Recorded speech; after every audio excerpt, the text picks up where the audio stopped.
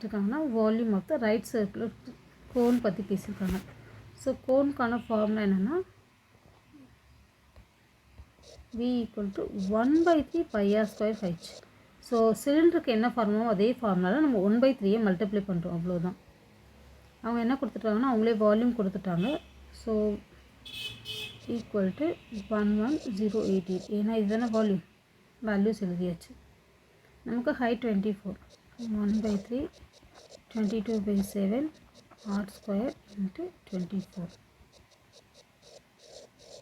அவ்வளோதான். நெக்ஸ்ட் என்ன பண்ண போகிறோம், நமக்கு ஆர் ஸ்கொயர் தான் வேணும். அதனால மற்ற எல்லா வேல்யூஸும் ரைட் சைட் கொண்டு போகிறோம். டினாமினேட்டரை நியூமரேட்டர்லையும் நியூமரேட்டரை டினாமினேட்டர்லையும் மாற்றுறோம். ஸோ இது ரெண்டும் டினாமினேட்டர் போயிடுச்சு, இது ரெண்டும் நியூமரேட்டர் போயிடுச்சு. நெக்ஸ்ட் நம்ம கேன்சல் பண்ணலாம். So 1 3s are 3, 8 3s are 24. 11 table, 2 11s are 22, 1 11s are 11, 0. அடுத்து 8 வந்து 11 டேபிளில் வராது, 0. பார்த்தோன்னா நம்ம இப்படி எழுதக்கூடாது.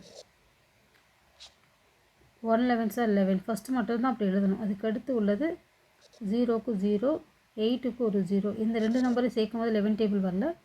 நெக்ஸ்ட்டு தேர்ட் நம்பரையும் சேர்த்துக்கிறோம், 88. 8 11s are 88.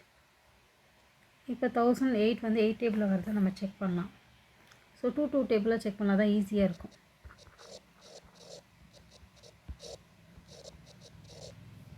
1 2s are 2, 5 2s are 10, 0, 4 2s are 8, 4 2s are 8, 2 2s are 4, 5 2s are 10, 2 2s are 4,